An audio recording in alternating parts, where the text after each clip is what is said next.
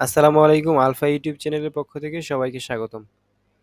পিএসসির chairman সহ পদত্যাগ করলেন ১২ সদস্য।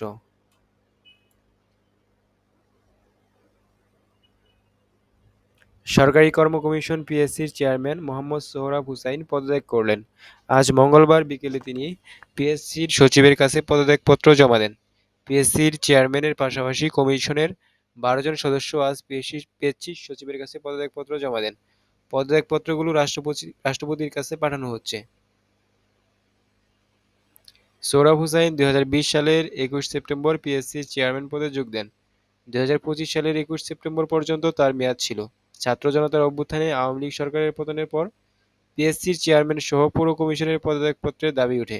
কয়েকদিন ধরে পিএসসি সংস্কারের দাবি জানিয়ে আসছেন বৈষম্যবিরোধী ছাত্র আন্দোলনের সমন্বয়করা।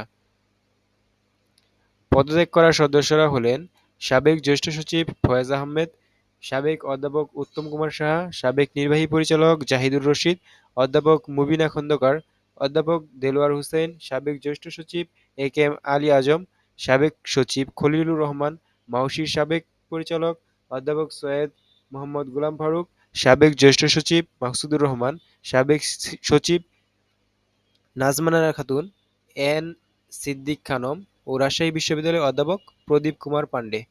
তবে দুইজন সদস্য এখনও পদত্যাগপত্র জমা দেননি। তারা হলেন সাবেক জ্যেষ্ঠ সচিব হেলাল উদ্দিন আহমদ, সাবেক সচিব ও সাবেক অতিরিক্ত আইজিপি শফিকুল ইসলাম। পিএসসি সচিব আবদুল্লাহ আল মাসুদ চৌধুরী প্রথম আলোকে বলেন, পিএসসির চেয়ারম্যান সহ কমিশনের ১২ জন সদস্য পদত্যাগপত্র জমা দিয়েছেন। আমরা এসব পদত্যাগপত্র রাষ্ট্রপতি বরাবর পাঠিয়ে দিয়েছি। বাকি ৩ জন এখনও পদত্যাগপত্র জমা দেননি। তারা আগামীকালের মধ্যে জমা দেবেন। এই সপ্তাহের মধ্যেই পিএসসি সংস্কার দাবি করে চাকরি পরীক্ষাগুলো শুরু করার দাবি জানান বৈষম্যবিরোধী ছাত্র আন্দোলনের সমন্বয়ক সার্জিস আলম। গত শনিবার রাতে সামাজিক যোগাযোগ মাধ্যম ফেসবুকে এক পোস্টে এ দাবি করেন তিনি। সার্জিস বলেন, এই সপ্তাহের মধ্যে পিএসসি সংস্কার করে চাকরি প্রত্যাশীদের চাকরি পরীক্ষাগুলো শুরু করতে হবে।